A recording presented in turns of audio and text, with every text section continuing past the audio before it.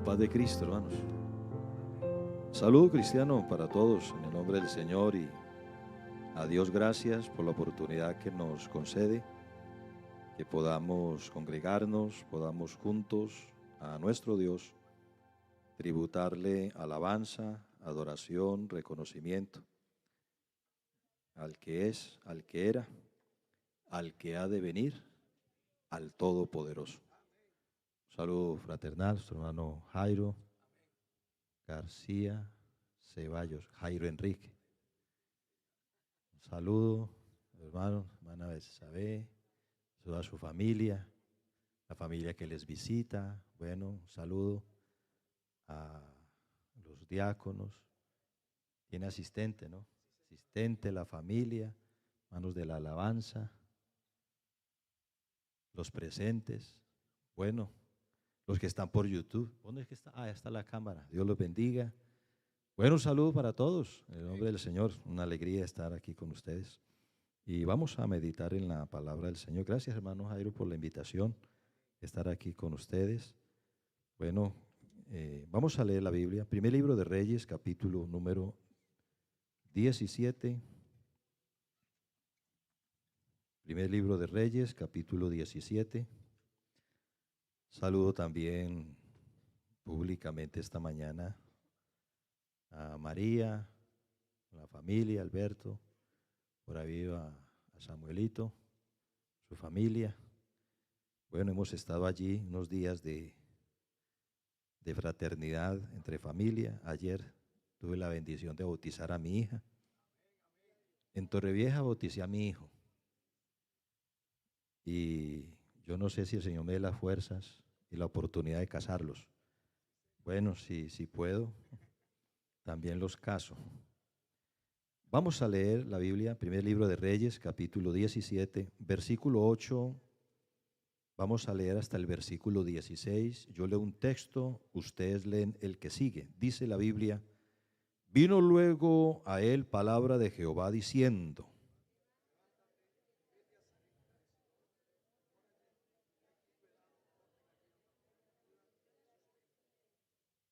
entonces él se levantó y se fue a Sarepta, y cuando llegó a la puerta de la ciudad, he aquí una mujer viuda que estaba allí recogiendo leña, y él la llamó y le dijo: te ruego que me traigas un poco de agua en un vaso para que beba.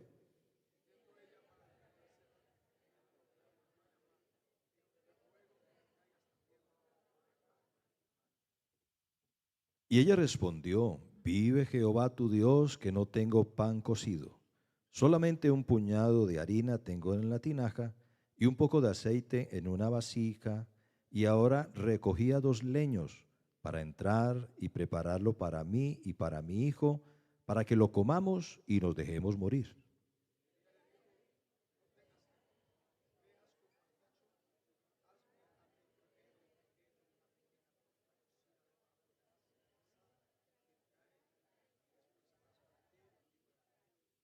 Porque Jehová Dios de Israel ha dicho así: la harina de la tinaja no escaseará, ni el aceite de la vasija disminuirá, hasta el día en que Jehová haga llover sobre la faz de la tierra.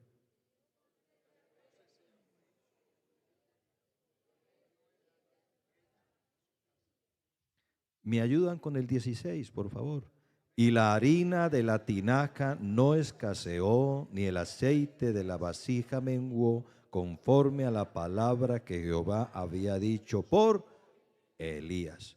Bueno, quien grite gloria a Dios se puede sentar. Y el que no, no. Bueno. Bueno, un saludo a las personas que nos acompañan, nos están visitando. Pues yo también estoy de visita. Pero quienes están aquí con nosotros esta mañana, bienvenidos cada uno de ustedes en el nombre del Señor. Qué bendición tan grande pudieran estar en otro lugar esta mañana, pero creo que usted está con el deseo que también tengo yo, y es de buscar a Dios. El ser humano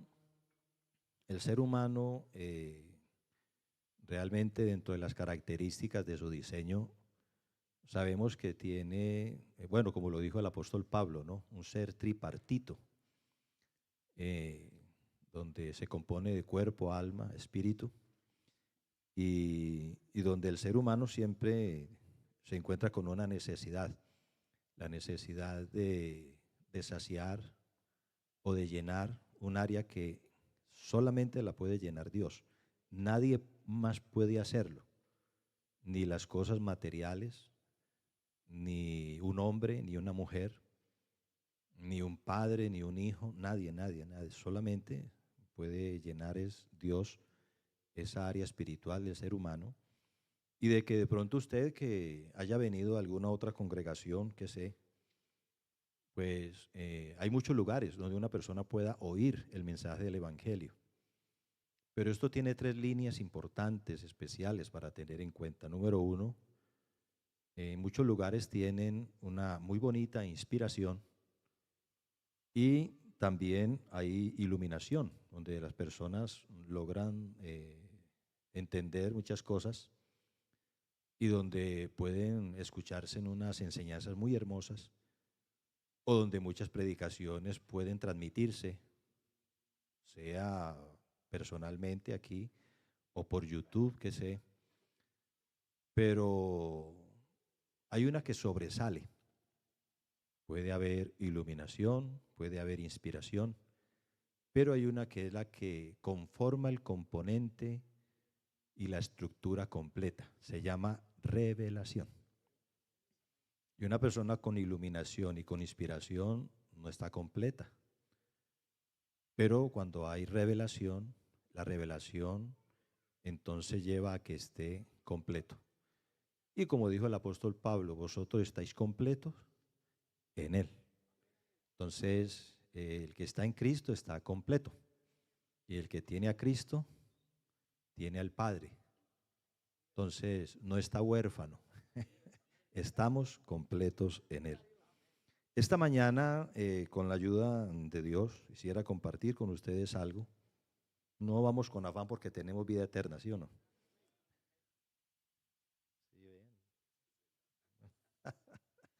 Bueno, voy a tratar de compartir con ustedes una reflexión y a esto le he titulado Las matemáticas de Dios. De pronto a veces hay unas matemáticas que las matemáticas o las cuentas que nosotros hacemos, sabemos que 2 más 1 es 3 y 3 más 2 es 5. O sea, nuestras matemáticas, nuestros cálculos, uno muchas veces hace cálculos, el ser humano se la pasa haciendo cálculos, haciendo cuentas, siempre contando lo uno, contando lo otro. Usted por donde va está contando y siempre está haciendo sus propios cálculos. Pero muchas veces no concuerdan con los cálculos de Dios. Entonces uno llega a equivocarse, porque sabemos que en las manos suyas y mías, 2 peces y 5 panes simplemente son 2 peces y 5 panes.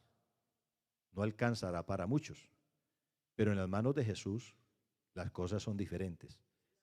Entonces quiere decir de que aquí es donde es necesario la fe, la fe, la importancia de la fe. Cuando el apóstol Pablo estaba con toda su fuerza predicando el mensaje o transmitiéndoselo a los hermanos de la iglesia en Corinto, usted ve que ese capítulo 12 está lleno de lo que son los dones, los ministerios y esos carismas especiales de parte de Dios que dota a la iglesia, pero de repente se frenó un momento y empieza a hablar sobre el amor, sobre las lenguas, sobre las características, lo que conlleva. Si alguien quiere saber qué es el amor, pues entonces está allí en el capítulo 13, porque dice, el amor es. Entonces es. ¿Qué es? Entonces usted pregunta qué es, no se ponga a buscar en bibliotecas, no se ponga usted a buscar en YouTube, búsquelo ahí en primera. ¿Qué es? El amor es, es, o sea, es. Y hay 3 cosas que permanecen en ese versículo 13. Yo pudiera llamarla la fórmula 13-13. Primera Corintios 13, versículo 13. ¿Y el 13:13 cuál es? Permanecen la fe, la esperanza y el amor. La fe, sabemos que es certeza y convicción. Tiene los dos componentes. Pero la fe se convertirá en algo visible en algún momento dado. ¿Sí o no? La esperanza es algo que se aguarda y llegará el día en que será una realidad. Pero el amor quiere decir de que si esa fe se convierte en algo visible, hasta ahí llegó. Ya se cumplió. La esperanza es algo que se lleva a cabo, ya está. Pero el amor, resulta que el amor es eterno. El amor no es perecedero. Y cuando hablamos del amor, pues estamos hablando de la esencia de Dios. No podemos decir de que Dios tiene amor. Dios es amor. Entonces aquí encontramos que el amor tiene también unas características. Y si usted se pone a ver en la Biblia, entonces, bueno, ¿y el amor qué? ¿No? ¿Qué es el amor? Entonces el amor es dar. ¿Qué es el amor? El amor es dar. Porque de tal manera que sí ve, el amor es dar. Entonces, eso es una de las cosas. El amor es mostrar, porque el amor se muestra. No es que usted no me muestra amor, pero sí el amor se muestra. Más Dios muestra, el amor se muestra. O sea que encontramos, y usted siga contando de ahí en adelante una cantidad de cosas que encontramos en las Sagradas Escrituras con todas estas características. Hay enseñanzas bíblicas que de pronto muchas veces hemos leído, o aún que hemos oído y aún conocemos hasta de memoria. En su desarrollo conocemos nosotros de memoria, pero vivimos realmente en un tiempo donde se tiene un conocimiento de sucesos bíblicos, mas no de la plena confianza, sabiendo que el mismo Dios de ayer es el mismo Dios de hoy. Y se convierte tan solamente en algo histórico. Yo creo, o sea, lo que está aquí plasmado a través del texto bíblico, encontramos historia, claro, pero muchas veces puede llegar a pensarse de que esto es algo como que si hubiera ocurrido, hubiera pasado del pensamiento y alguien lo plasmó aquí, pero resulta que lo que está escrito son sucesos, acontecimientos reales, vivencias de personas, que aunque lo que viva usted hasta lo olvide. Lo que usted enfrente, y cuando digo usted, hablo de cada uno de los individuos que estamos aquí en esta mañana o quien está por allí por las redes, cada uno ha vivido experiencias, ha vivido acontecimientos, sucesos, cosas que han marcado mucho más fuerte a la vida a unos que a otros, de lo que usted ha vivido, de lo que usted ha pasado. Y donde en medio de todo o lo imposible usted ha visto que eso se ha convertido en algo posible. Donde usted veía de que no podía haber un cambio, Dios intervino y las cosas cambiaron. Donde usted veía de que ya no había solución, Dios hizo que hubiera solución. Entonces, aunque usted no lo recuerde, hay una historia que también se está escribiendo de cada uno de nosotros. Cada uno tiene una historia. O pudiéramos decir, cada quien tiene una carpeta. Puede usted hacer la compresión, entonces la puede comprimir, pero tiene toda una carpeta, su historia, su vida, sus experiencias, aunque las olvide. Hay quien está escribiendo la historia de su vida y que no se olvida. Hechos de los Apóstoles no termina con amén. Como quien dice, hasta aquí llegó esta historia. Somos participación de la continuidad de una historia. Se sigue escribiendo las vivencias de cada uno.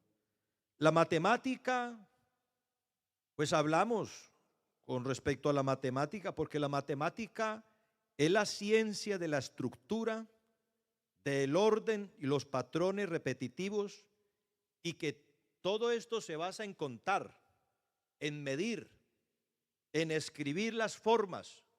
El objetivo del estudio son las magnitudes, las cantidades, los cambios y de estas, de lo que va sucediendo a través del tiempo y el espacio.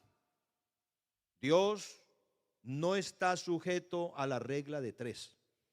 La regla de tres en matemáticas, pues es una forma de resolver problemas donde está la proporcionalidad entre tres o más valores conocidos y donde hay una incógnita. En esa regla matemática se establece una relación lineal, o sea, proporcional entre los valores involucrados. Si aplicamos la regla de tres, simple, directa, entonces a la proporción de que Dios establece, puede que las cuentas como que no dan. Lo que se pueda pensar como que no tiene un resultado como se hubiera esperado o de acuerdo a lo que las cuentas humanas nos pueden llevar a nosotros a pensar. En el libro de Levítico, en el capítulo 26 y en el versículo 8 dice: 5 de vosotros perseguirán a 100. ¿Cuándo pasa eso? Jamás. Y 100 de vosotros perseguirán a 10,000, y vuestros enemigos caerán a filo de espada delante de vosotros. En ese tiempo, si Dios diciéndole esto a esas personas que iba a suceder, uno dice: oiga, esto es una locura, esto es imposible. La regla de tres simple directa dice que si 5 persiguen a 100, entonces proporcionalmente 100 deberían perseguir a 2,000. 100 por 100 dividido 5, pues entonces 2,000. Pero Dios dice que 100 perseguirán a 10,000. Y es que en lo espiritual rige la regla de un efecto acumulativo a medida que avanzan los números. Con Dios, aunque seamos menos, somos mayoría. Con Dios, aunque parezcamos inferiores, hay superioridad por el poder del Espíritu Santo operando en la vida del creyente. Con Dios, aunque parezcamos incompetentes, Dios nos hace competentes y capaces. Con Dios, aunque seamos débiles, en Él somos más que vencedores. O sea que aquí es donde las cuentas como que no dan dentro de la parte humana, mental, limitada, de nuestra limitación humana, donde nosotros podemos llegar a pensar, imaginar, de que pareciese en ocasiones como que el Dios con el cual caminamos no tiene la capacidad de hacer de lo que está diciendo aquí en las Escrituras. Pero es tan importante de nosotros tener la plena confianza, una convicción, porque hay algo que a través de los tiempos pasa en los años. Si hay personas aquí esta mañana que usted los ve a través de los años, a través del tiempo, y de que no han declinado ni a izquierda ni a derecha, hablo con relación a esas personas que aunque pase el tiempo y usted se vaya y después regrese con los años, todavía lo sigue viendo allí en la iglesia. ¿Qué quiere decir? ¿Qué matemáticas usaron? ¿Qué fue lo que hicieron? ¿Qué es lo que llevaron o ejecutaron en sus vidas para que pudiesen permanecer a través de los años? De que aún hasta esa persona pase el tiempo y por encima de todo esto que pase el tiempo, esa persona está allí firme. No ha declinado, no ha decaído, ha seguido con un fervor y una fe indestructible. ¿A consecuencia de qué? No es por su capacidad, no es por su habilidad. Algo ha pasado de que por encima de todo sigue allí. Y aún, aunque la enfermedad ha venido, aunque las dificultades ha pasado, aunque situaciones complejas ha experimentado, aunque se ha quedado casi sin nada, y aunque todo se ha ido, y aunque esté pareciese ante un abismo, y que esté a un lado y a otro, pero que no se ha desestabilizado, hay algo que ha pasado en esa persona. ¿Qué es lo que ha creído? ¿En quién es que ha confiado? ¿Por qué no ha declinado? ¿Por qué no se ha apartado? pasado? ¿Por qué no se ha desviado del camino? ¿Por qué ha permanecido hasta el tiempo de hoy? Algo ha pasado.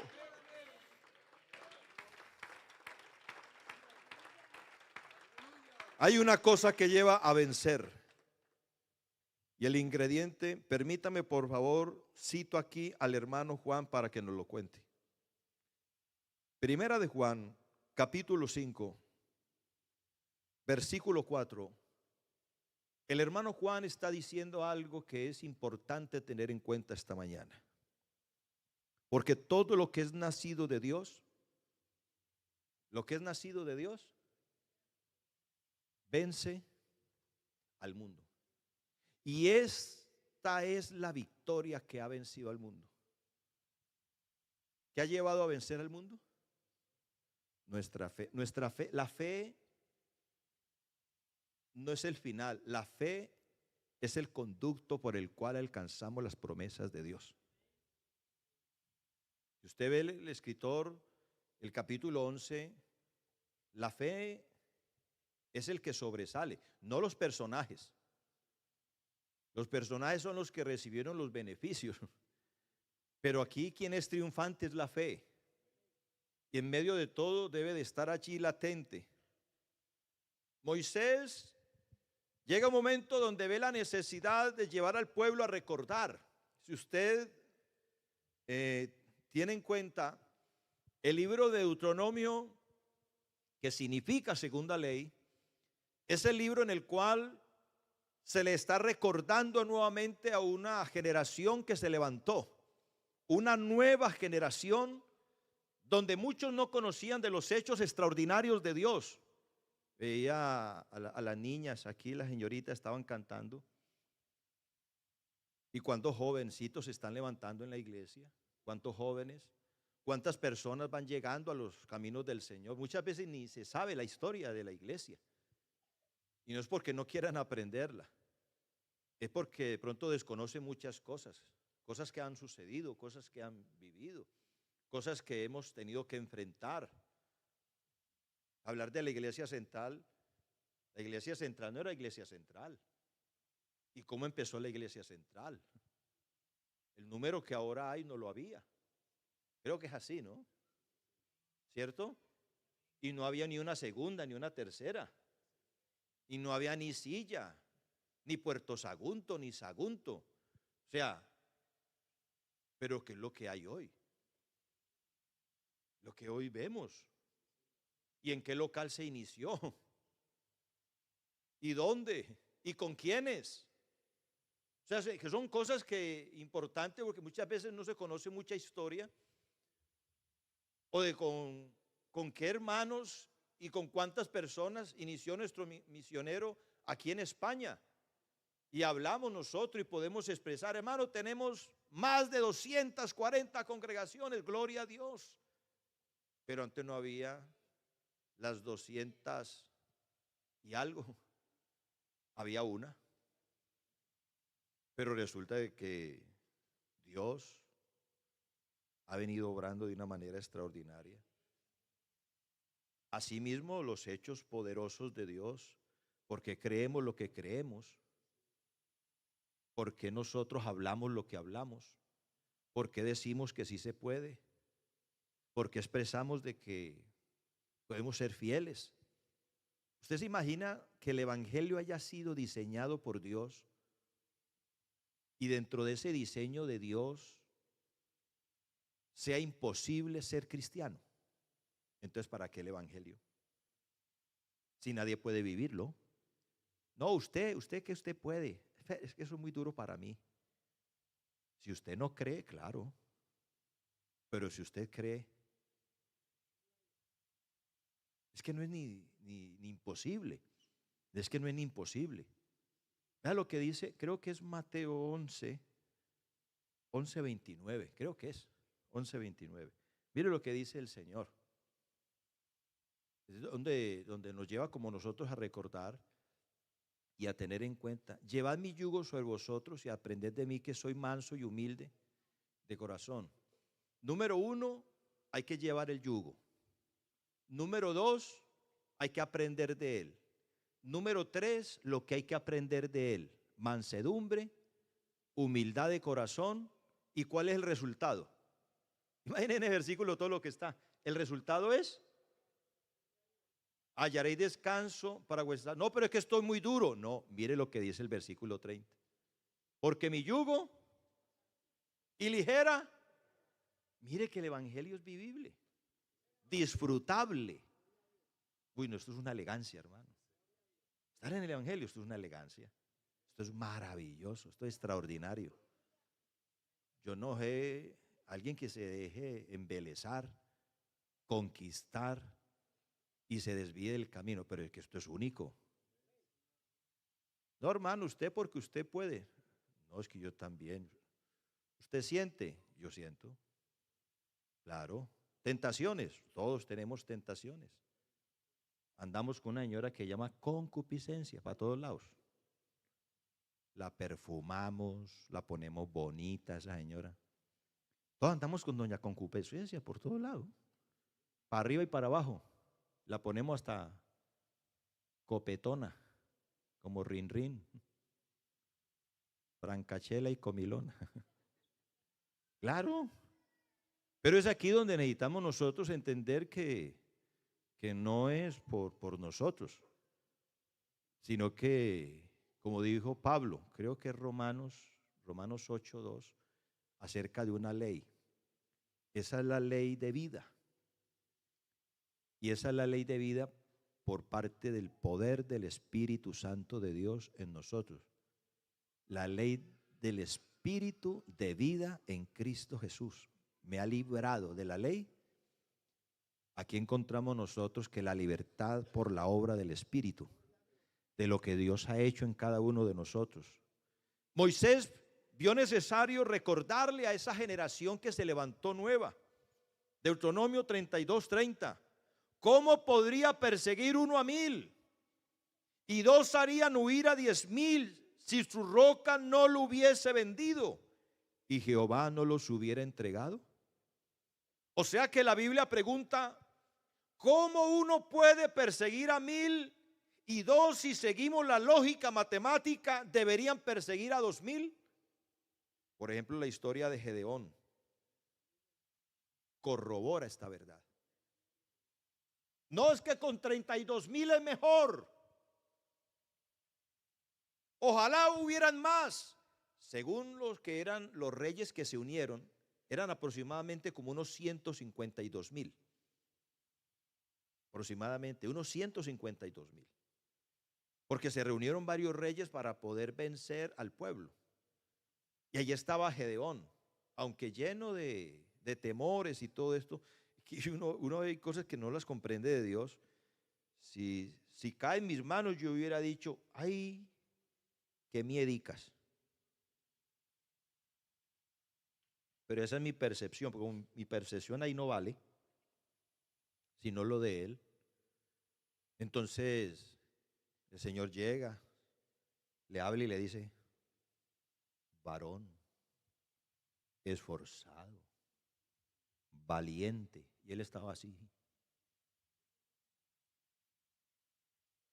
O sea que el Señor llega aún hasta a fortalecer nuestras emociones, ¿cierto? Y nos llena a nosotros de vigor, de fuerza, de que donde pensamos que no se es capaz, Él nos dice: sí, sí, tú puedes. Espera, yo te inyecto fe, y tú sí puedes, tú lo puedes lograr. Entonces nos lleva a que seamos, gracias. Oiga, yo qué hacer con toda esta agua, hermano. Bueno, gracias, hermano, gracias. Pero oiga, es que ante todo esto, uno puede verse a sí mismo. Y uno dice: no, es que no es la fuerza mía. Y el Señor le habla: no, claro que sí. ¿Qué es lo que yo estoy viendo? Yo estoy viendo más allá de tus imposibilidades, de tus limitaciones.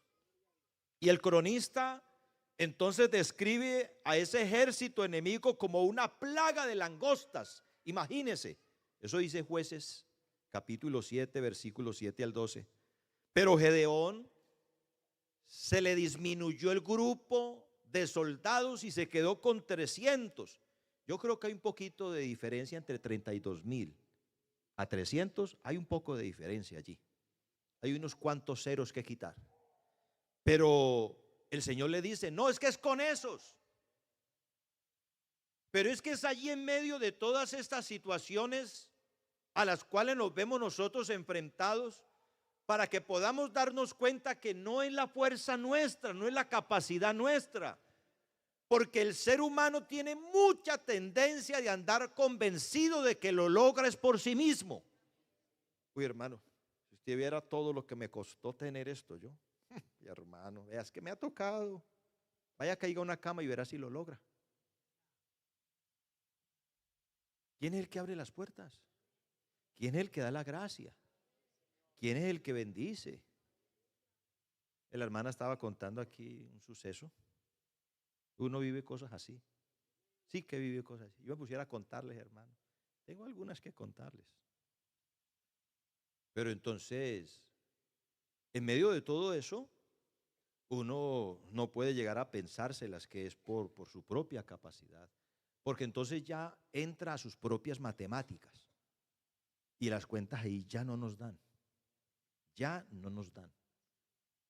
Pero entonces el cronista aquí está haciendo una reflexión. Está haciendo una reflexión en todo esto. Compara sus camellos con la arena del mar. Imagínense ese ejército. Los camellos que son como la arena del mar. Era una batalla totalmente desproporcionada, pero Dios tenía un pensamiento diferente. Dios lo hacía verdadero, lo hacía real. Cuando hablamos del poder de Dios, entonces salimos de la razón. Cuando hablamos del poder de Dios, salimos de lo natural.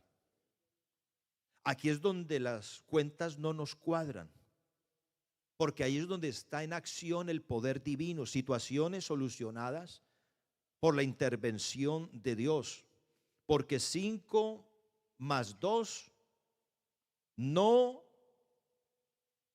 es la cuenta igual como la hace Dios. Nuestro pensamiento, 5 más 2 pues 7, pero la Biblia dice que 5 panes y 2 peces son más de 7 raciones de comida, son más de 5,000 raciones. Con Dios es así. Entonces Él multiplica. Lucas capítulo 9, en el versículo 16 dice, y tomando los 5 panes y los 2 pescados, mirando al cielo, lo bendijo y partió y dio a sus discípulos para que pusiese delante de las gentes. El versículo número 43 del capítulo 6 de Marcos dice que recogieron de los pedazos 12 cestas llenas y de lo que sobró de los peces. O sea, de que no solamente sobró pan, estaban tan llenos que hasta sobró de los peces, trozos de peces. O sea que lo que habla cada uno de ellos es un componente. Marcos, usted ve que habla una partecita. Lucas habla otra partecita. Juan habla otra partecita. Y la partecita que habla Juan ahí en el capítulo 6, pues me llama la atención también, porque les dice a los discípulos, dale vosotros de comer. ¿Y pero de dónde le vamos a dar? Ni siquiera 200 denarios. Ni siquiera 200 denarios. 200 denarios sabemos que eran 200 días de trabajo. Imagine, casi un año de salario. ¿Cuántos son 200 meses?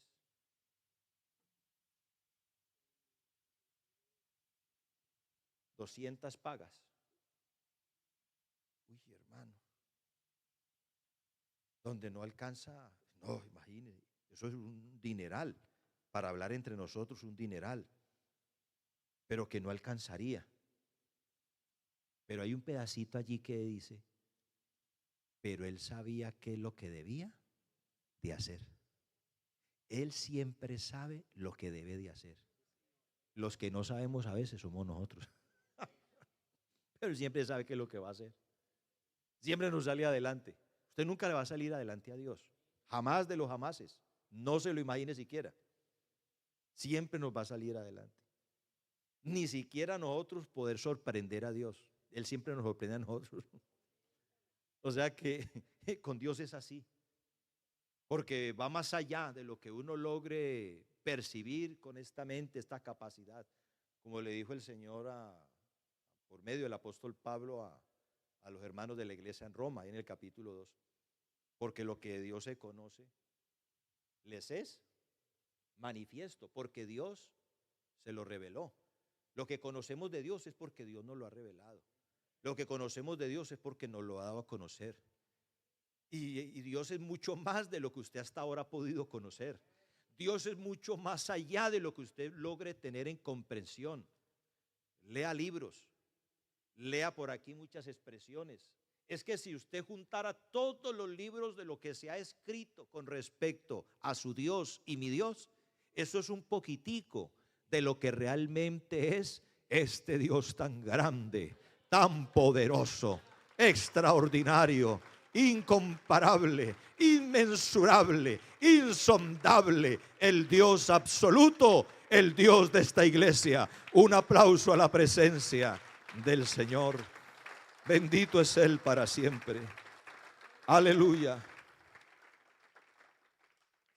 Y es así donde estábamos aún hasta hablando de la parte de la economía y de lo que es el aportar, de lo que es el dar. Esas matemáticas también a nosotros no nos cuadran, porque las matemáticas nuestras son con una tendencia muy terrenal. ¿Quién dijo amén? Lo felicito. No nos cuadran.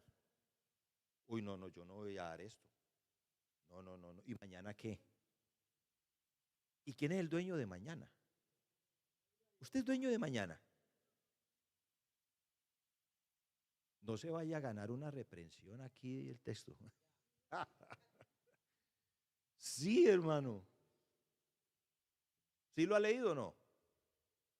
No lo he leído. ¿Sí es que usted me mandan a mí a que le lea la Biblia? Miren lo que dice Santiago. Porque hablamos de mañana y uno muchas veces pues no sabe que hay mañana.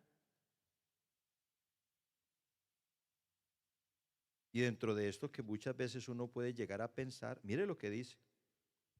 Capítulo 4 de Santiago, versículo 13. Vamos ahora los que decís hoy y mañana. ¿Miren lo que dice? Hoy, mañana.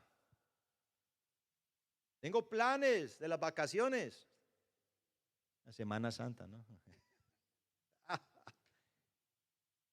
Y mañana, oiga, uno vive tan confiado. ¿Cierto que uno vive tan confiado? Cuando usted se sube a un avión, ¿usted qué hace antes de viajar? ¿Aló? Sí, mamá. Llego a las 5 de la tarde, oiga. ¿Y usted por qué está tan convencido que va a llegar? ¿No cree? Está convencido. ¿Eso qué es? Fe, certeza y convicción, ¿o no? Usted se sube en el autobús. Sí. No, vamos a llegar aquí con Pedro, Juan, Jacinto y Gertrudis. Vamos a llegar. Sí, en 3 horas estamos allí. Y si él aprieta un poquito el volante, en 2:30, usted está seguro que va a llegar. ¿Por qué está seguro que va a llegar? ¿Eso qué es? Fe, ¿o no? Y cuando el hermano Jairo se sube en el coche para conducir, la hermana Belsabé y los muchachos quedan dormidos, ellos están plenamente convencidos que el hermano Jairo los va a llevar al destino. ¿Qué es eso? Fe, ¿o no? Porque fe los lleva a estar convencidos. Y si Cristo dice, ¿no cree que también mucho más? ¿No cree que mucho más todavía? Porque Él es el dueño de nuestras almas. Pero uno puede a veces estar muy convencido de cosas sin saber si va a llegar a ellas. Entonces aquí el hermano Santiago dice, y mañana iremos a tal ciudad y estaremos allí 1 año y traficaremos y ganaremos, cuando no sabéis lo que será mañana, porque ¿qué es vuestra vida? Ciertamente es neblina que se aparece por un poco de tiempo y luego se desvanece. En lugar de lo cual deberíais decir, si el Señor quiere, viviremos y haremos esto o aquello. Entonces, si Dios quiere, mañana viajo de regreso a Madrid nuevamente. Si Dios quiere. Entonces, son los planes, uno a veces. Pero aquí es donde encontramos nosotros que todo esto se convierte en esa suma,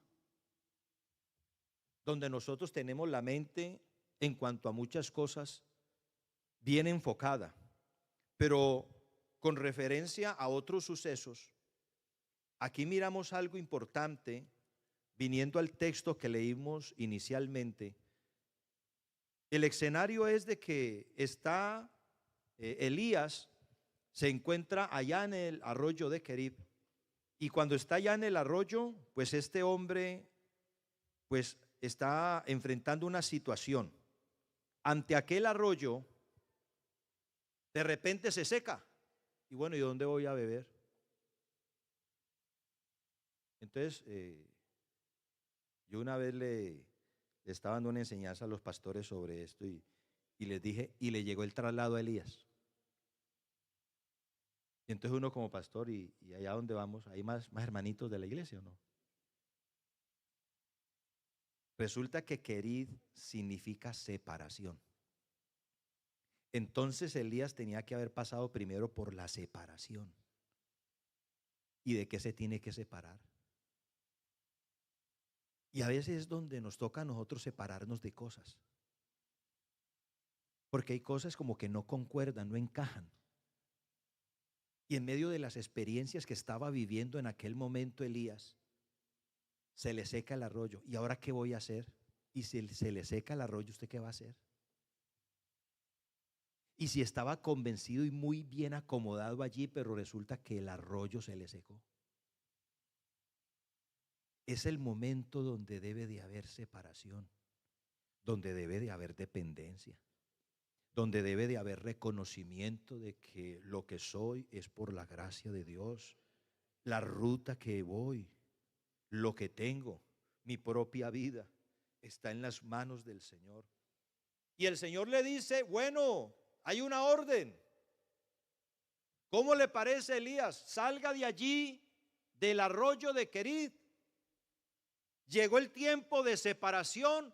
Ahora tienes que entrar a otro proceso, otra etapa de tu vida. Váyase a Sarepta. Le he dado orden a una mujer en Sarepta para que te sustente. ¿Usted sabe qué es una viuda en aquel tiempo? Imagínese una persona que no tiene empleo. Imagínese a una persona que no tiene quien le ayude. Imagínese a una persona que le toca a veces hasta que salir a la orilla de la carretera para extender la mano para ver si alguien le tira una monedita. Y el Señor le dice a Elías, vaya a casa donde esa señora para que lo sustente. Eso es ilógico, ¿no? Eso es ilógico. Pero aquí es donde no funcionan nuestras matemáticas. Aquí es donde lo que nosotros pensamos no es como realmente es. Entonces se va y llega a Sarepta. ¿Y sabe qué significa Sarepta? La palabra Sarepta significa fundición. O sea que era necesario que pasara de separación a fundición. Debía de ser fundido. Eso es otra etapa. Cuando llega allá, dice la Biblia en el versículo 10, y cuando llegó a la puerta de la ciudad, he aquí una mujer viuda que estaba allí recogiendo leña, y él la llamó y le dijo, te ruego que me traigas un poco de agua en un vaso para que beba. Bueno, hasta agua aguanta. Ya agüita, se le puede dar agüita, que es lo más barato. Y yendo ella para traérsela, él la volvió a llamar y le dijo, te ruego que me traigas también un bocado de pan en tus manos. Ya se puso la cosa difícil. No tenía ni para ella. Aquí es donde se prueba la fe. el estar convencido del Dios que yo tengo. Porque os llega el momento donde usted es probada su fe, las convicciones. Es que lo que uno cree no es tanto en los momentos buenos, y no en los momentos complejos, momentos difíciles. Que por encima de todo esa persona se sostenga como viendo. Esto es así, pero no en el momento. Yo recuerdo un hermano que decía, uy hermano, yo estoy plenamente convencido que en la segunda semana el Señor me proveerá. Pero resulta que cada 10 le llegaba el paro. No, pues que siga convencido. No, estamos hablando de que no hay paro, de que no hay nada. No la fe de que le llega el paro el 10. Y no, de que no hay nada. Allá es donde está la cosa diferente. Y es donde llega Elías y le dice, deme a mí primero. Y ella responde, vive Jehová tu Dios, que no tengo pan cocido, solamente un puñado de harina tengo en la tinaja y un poco de aceite en una vasija, y ahora recogía 2 leños para entrar, prepararlo para mí, para mi hijo, para que lo comamos y nos dejemos morir. Oiga, hermano, sinceramente la cosa estaba muy gris allí. Permítame una ironía, permítame por favor una ironía. Estaba tan mala la situación que hasta los ratones se cambiaron de vecindario.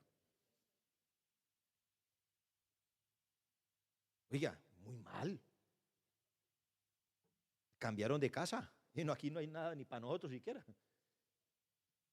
La cosa estaba muy crítica.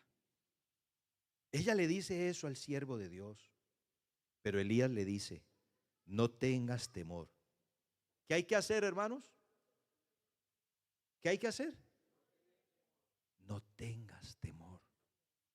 Ve, haz como has dicho, pero hazme a mí primero de ello una pequeña torta cocida debajo de la ceniza y tráemela.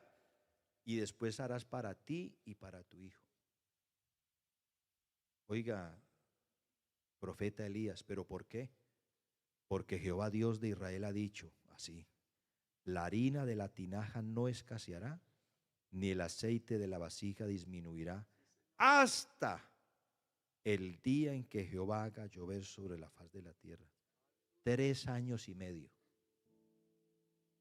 No tuvo que preocuparse por 3 años y medio. Entonces ella fue e hizo como le dijo Elías. ¿Qué es lo que hay que hacer? Ir y hacer. Y comió él y ella y su casa muchos días. Y la harina de la tinaja no escaseó, ni el aceite de la vasija menguó, conforme a la palabra que Jehová había dicho por Elías. Aquí encontramos algo. La sumisión me lleva a someterme, me lleva a sujetarme. ¿Dónde surge la sumisión? De la fe, del convencimiento, de la certeza de que Dios dice quien dice ser, y que es real, y que es verdadero, que Él tiene el control de todo lo que sucede en la vida mía, de que nada sucede por casualidad, de que todo tiene un propósito, de que Él hace como Él quiere, cuando Él quiere, en las formas como lo quiere hacer. Nosotros vivimos muy preocupados, ¿sabe? La vida nuestra es una vida muy llena de preocupaciones, muy llena de temores, muy llena de miedos muchas veces, y donde esos temores nos llevan a nosotros aún en un momento dado de desequilibrio a pensar de que como que Dios no lo pudiera hacer. Y ese es el error que muchas veces nosotros podemos cometer. Como les decía, uy hermano, tuvieron tiempo para contarles. Si a mí me dicen, oiga, hermano, es que Mire esta situación donde no hay de qué y hay escasez. Yo sé que es escasez. No, hermano, que este peligro que a punto de morir, yo sé que es eso. Hermano, que un cáncer, yo sé que es cáncer. Hermano, que es que un tumor, yo sé que es un tumor. No, hermano, es que es uno quedar paralizado. Yo sé que es quedar paralizado. A mí me he quedado paralizado toda esta parte después de un ictus. No, hermano, es que mire un accidente. Yo sé que es accidentes, han pasado varios.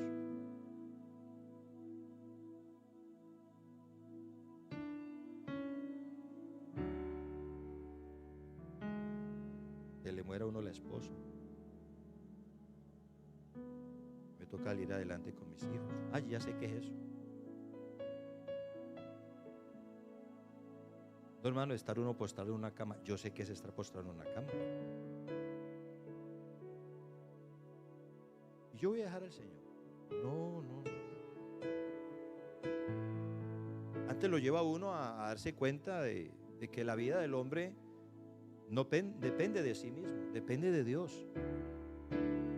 Estamos aquí porque hay una necesidad en la vida de cada uno de nosotros, porque lo necesitamos.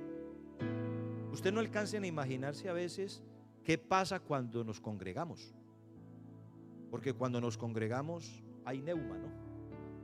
Hay neuma. Porque la persona llega aquí, vamos a citar Biblia, ¿no? Llega aquí, sálvame porque perezco. O sea, llega desinflado, sin fuerzas. Y cuando se va de aquí, es que todo lo puedo en Cristo que me fortalece. ¿Cómo la ves, sí o no? Eso es lo que le pasa a uno. Eso le pasa a uno. Porque la palabra de una forma milagrosa obra en nuestra conciencia, lava la conciencia. Eso dice Efesios 5:26. Lavados por la palabra. La palabra lava la conciencia. Usted por eso viene aquí con una conciencia que le acusa, y la palabra le lava la conciencia. No es porque Dios trate de mirar para otro lado, no, sino porque Dios conoce las debilidades del hombre, porque la intención de parte de Dios, el propósito de Dios es de que usted siga perseverando y que persevere hasta el fin. Ya vino a salvarle, ya vino a la cruz del Calvario para salvarle, pero ya después viene por los que ya salvó. ¿Sí o no? Por los que ya salvó, los que ya rescató. Pero nosotros podemos llegar a pensar de acuerdo a nuestra capacidad humana, que es que tengo que valerme por mí mismo, y ahí no funcionan las cosas. Capítulo número 6 de Mateo.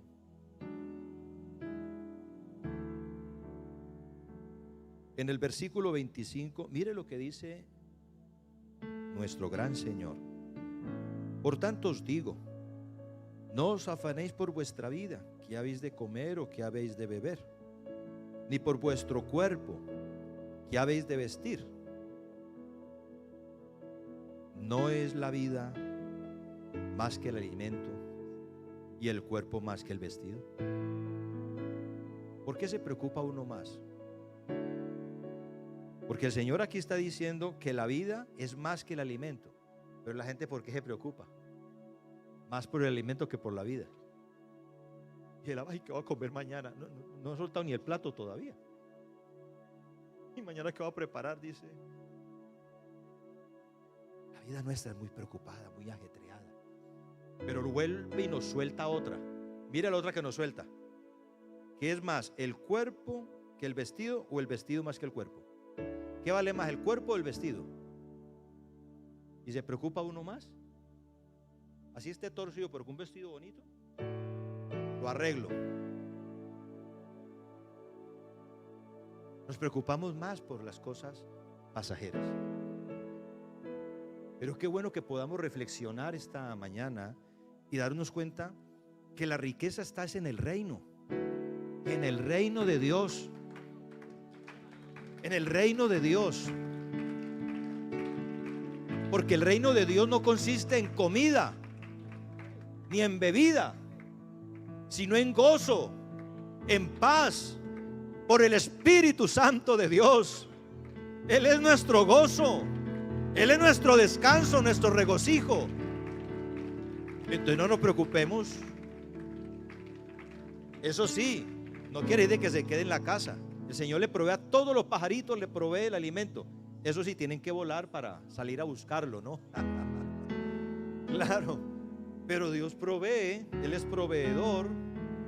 Pero es la preocupación del ser humano. Los judíos tenían un dicho: no te preocupes por los males de mañana, porque no sabes lo que traerá el día de hoy. No podemos desconfiar de que Dios tiene el control. No le dijo a sus discípulos: no temáis, manada pequeña, porque a vuestro Padre le ha placido daros el reino. Pablo le recuerda a los hermanos de Filipos: por nada estéis afanosos, si no sean conocidas vuestras peticiones delante de Dios en toda oración y ruego, con acción de gracias. Es así donde nos lleva a nosotros a reflexionar, o la importancia o la necesidad de nosotros lograr analizar esto. Pablo dijo: estad siempre gozosos. Oiga, le cuento que yo me puse a pelear internamente con ese versículo. Tan cortico, ¿cierto? Y cuando estoy en las dificultades, que es que gozoso en las dificultades. Y cuando estoy enfermo, que es que gozoso. Entonces uno tiene que analizar. Pero resulta que el gozo no lo está dando a entender el hermano Pablo, que está siempre gozoso. Nos habla de esa relación con Dios, porque las cosas externas son las que nos arrebatan el gozo. Oiga, las cosas externas son las externas, pero lo externo no nos puede producir a nosotros gozo. Entonces seríamos muy maneables. Le entraron a la cuenta 2,000, entonces está gozoso. Pero le quitaron 500, se perdió el gozo. No. O sea que nuestro gozo no depende de eso. Nuestro gozo depende del Padre de las luces, en el cual no hay mudanza ni sombra de variación. Y cuando dice que Él es el Padre de las luces, es de que Él es el Padre de la luna, el Padre del sol, el Padre de las estrellas, que aunque ellas cambien, en Él no hay mudanza, en Él no hay sombra de variación. Él es el mismo de ayer, Él es el mismo de hoy, Él es el mismo por los siglos. Él es Dios soberano sobre todas las cosas. Alabanzas al nombre del Señor, alabanzas al nombre del Señor. Tenga la confianza en el Dios al cual usted ha depositado su propia vida, su alma. Yo no he perdido el tiempo, hermano. Yo me convertí en el evangelio a los 15 años. Yo no he perdido el tiempo. No se me olvida. Eso sí, no se le puede olvidar a uno cuando lo bautizaron. 24 de diciembre de 1988. Recibí la promesa del Espíritu Santo el 5 de enero. Año nuevo, vea. No se me olvida. No se me olvida.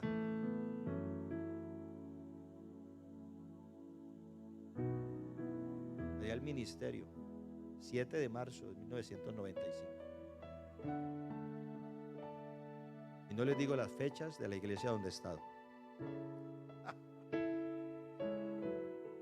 En la última que fue Oporto, 7 años, 3 meses, 22 días y unas cuantas horas. No me olvido. Hay algo que, aunque se le olvide muchas cosas, no se le debe olvidar. Tú eres de Él.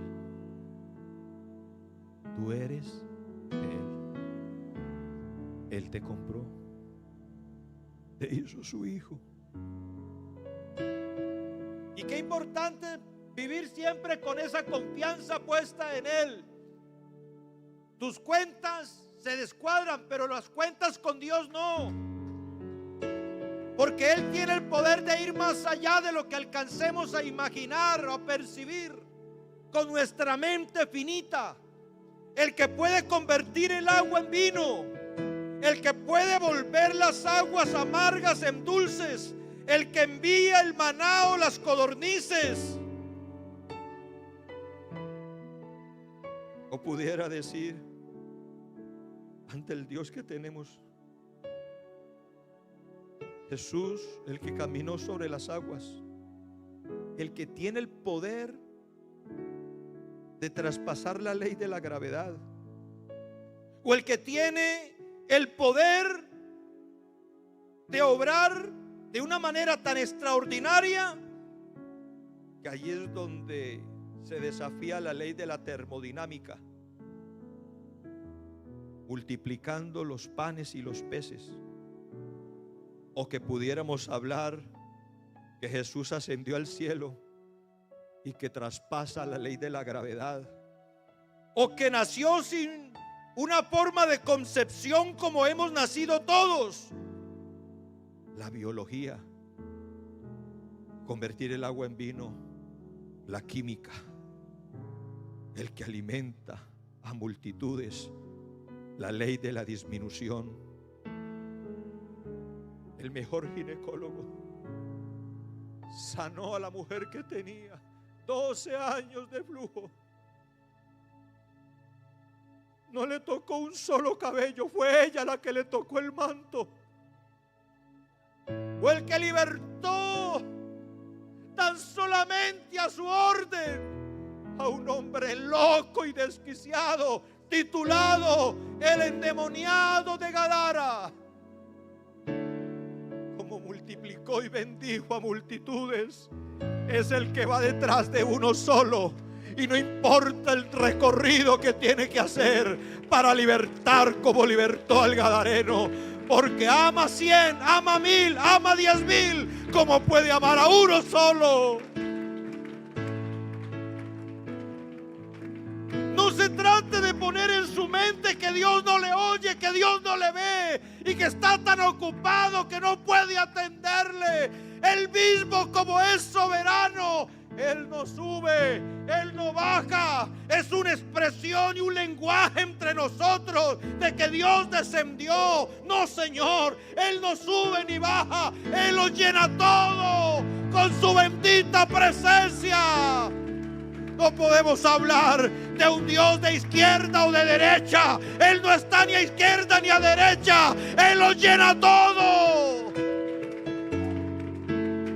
El que le conoce a usted, el que sabe sus necesidades, el que conoce su condición, el que sabe realmente el significado de la humanidad, el que multiplica las fuerzas, el que crea, el que transforma, el que cambia las cosas, el que gobierna, el que te sostiene, el que hace nuevas todas las cosas, el que restaura, el que sana, el que levanta, el que bendice, el que ayuda, el que bautiza, el que guía, el que consuela, el que convence, el que es el buen pastor, el que es el Señor, el que es nuestro Padre, el que es el mejor amigo, es el que nunca falla, el que es nuestra esperanza, el que es nuestro Dios, el que es nuestra guianza, el que es nuestra esperanza, el que ha de venir, el que nos dice: no temas porque yo estoy contigo, no desmayes porque yo soy tu Dios que te esfuerzo, siempre te ayudaré, siempre te sustentaré con la diestra de mi justicia. Y no yendo muy lejos, no nos quedamos en el Antiguo Testamento, en el Nuevo Él también dice: he aquí, yo estoy con vosotros todos los días hasta el fin. Él está hoy, Él está mañana, Él no nos deja, Él quiere meterse al cielo de Dios.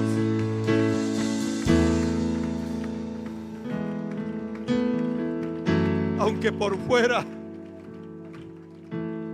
nos estemos acabando, aunque por fuera nos estemos desgastando, aunque por fuera Lo que tú veas, el aspecto de lo que tú veas, no te produce mucha satisfacción sino tristeza. Pero lo de adentro, aunque por fuera me desgasto, pero por dentro me renuevo. No mirando las cosas que se ven, sino las cosas que no se ven.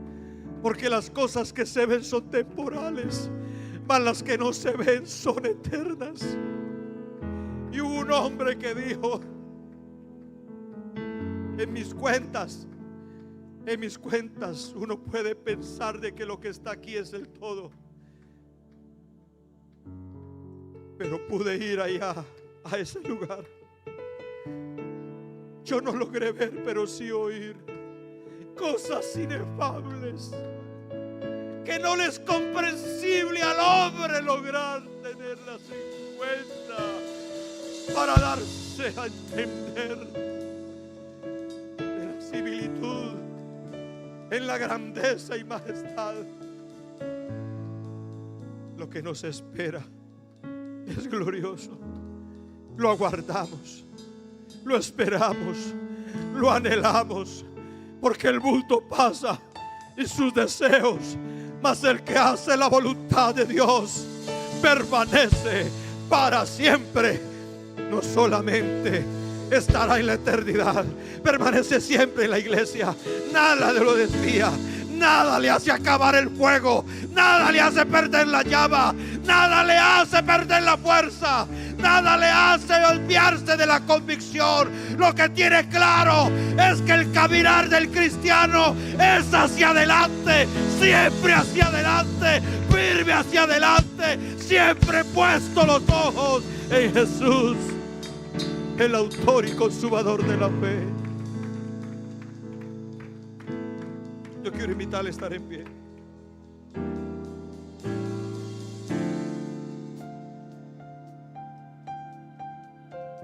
Este mundo nos desgasta, ¿sabe? En el mundo tendréis aflicción. Yo no sé por dónde viene, pero de qué viene, viene. Este mundo nos produce aflicción, mas el Señor dio una palabra de aliento. Confiad. Yo he vencido al mundo. Y Pablo le dijo a los hermanos: hermanos, en Él no solamente somos vencedores, somos más que vencedores por medio de aquel que nos amó. Tú puedes seguir adelante. Tú puedes ser fiel. Tú puedes vivir para Él. Tú puedes agradarle a Él. Tú puedes amarle más profundamente a Él. Si sientes que es poco lo que le amas, puedes amarle más profundamente. Las cosas pasajeras de este mundo nos hacen perder ese amor. Pero este mundo pasa. Todo pasa, todo pasa. Los deseos de la carne, los deseos de los ojos y la vanagloria de la vida no provienen del Padre de las luces, no vienen del Padre. Pero hoy podemos vislumbrarnos hacia adelante, que con la ayuda del Señor podemos. El único que puede multiplicar sobre cero es Él. Él da fuerzas al que no tiene ningunas. No es porque usted esté muy joven, porque los muchachos se fatigan y se cansan. Hasta los jóvenes flaquean y caen. Para los que esperan en Jehová tendrán nuevas fuerzas. Yo quiero invitarle, cierre sus ojos un momento. ¿Por qué no adora al Señor por un instante? ¿Por qué no le dice: Señor, yo quiero perseverar hasta el fin? Yo quiero seguir en este camino. Yo quiero perseverar hasta el fin. Hay algo que está tratando de tropezar. Algo que está obstaculizando su caminar. Obstaculiza tu avanzar. No te deja crecer, no te deja ir adelante. Se trata de desviar del camino, de la senda. Pero hoy es quitado de en medio. Tú sigue firme, tú sigue firme. Puesto los ojos en Jesús. Adóralo, adóralo, adóralo en esta mañana. Adóralo, adóralo. Él es digno de ser adorado, adorado.